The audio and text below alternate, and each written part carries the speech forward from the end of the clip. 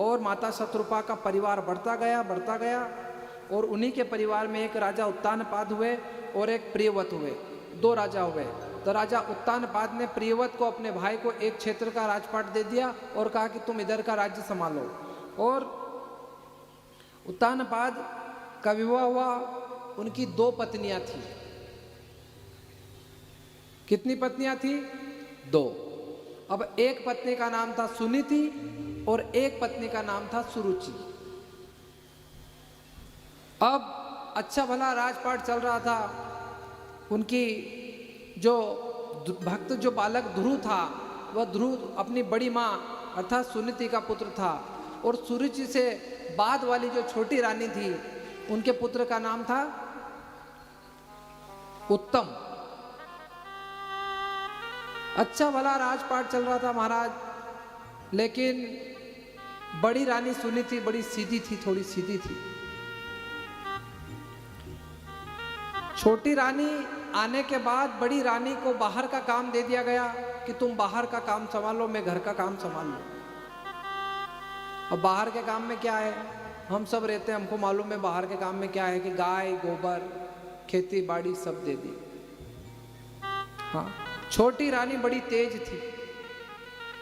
एक दिन की बात है कि राजा उत्तानपाद अपने दूसरी रानी के बेटे उत्तम को अपनी गोद में खिला रहे थे। अब गोद में खिला रहे थे तो बड़ी रानी के जो ध्रुव थे, वे ध्रुव जाते हैं पास में और जाकर के इधर उत्तम बैठा है और इधर ध्रुव जी जाकर बैठ गए।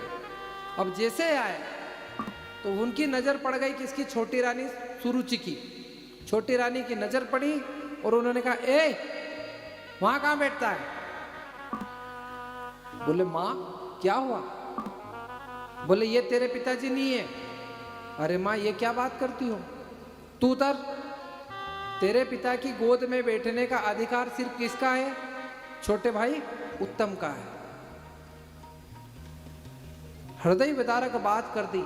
नन्हा सा 5 वर्ष का बालक, कौन? ध्रुव। बड़ा दुख हुआ उनको, उनकी आंखों में आंसू आ गए, रुदन करने लगे वे। और महाराज जब आंसू आ गए तो दौड़कर कहाँ गए? अपनी माँ के पास। माँ बेचारी गौशाला में सेवा कर रही थी गोबर पानी की। वहां गए, बोले माँ, ओ माँ। हाँ बेटा। मैया वो मुझे ना छोटी माँ ने यूं कहा कि ये तेरे पिता नहीं है। बड़ी माँ समझदार थी, गंभीर थी थोड़ी।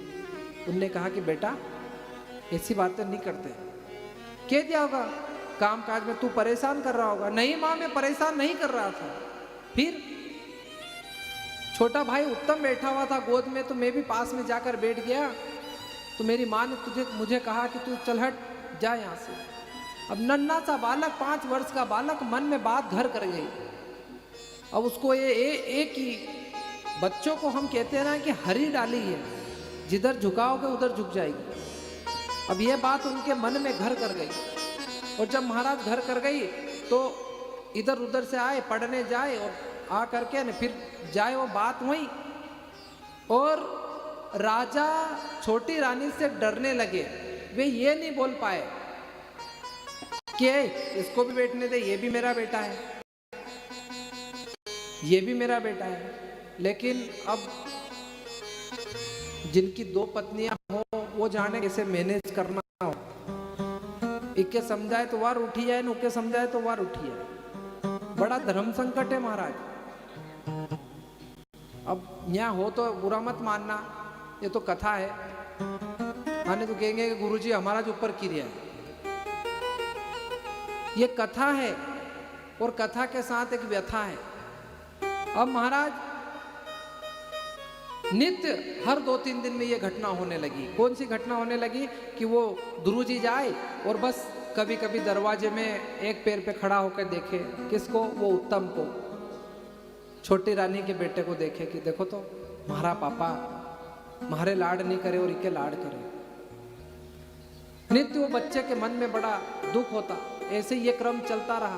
बालक उदास रहने लगा और उसका किसी काम में मन नहीं लगता। उसके मन में खार खिस्सा के भाव आ गए। अब एक दिन हद हो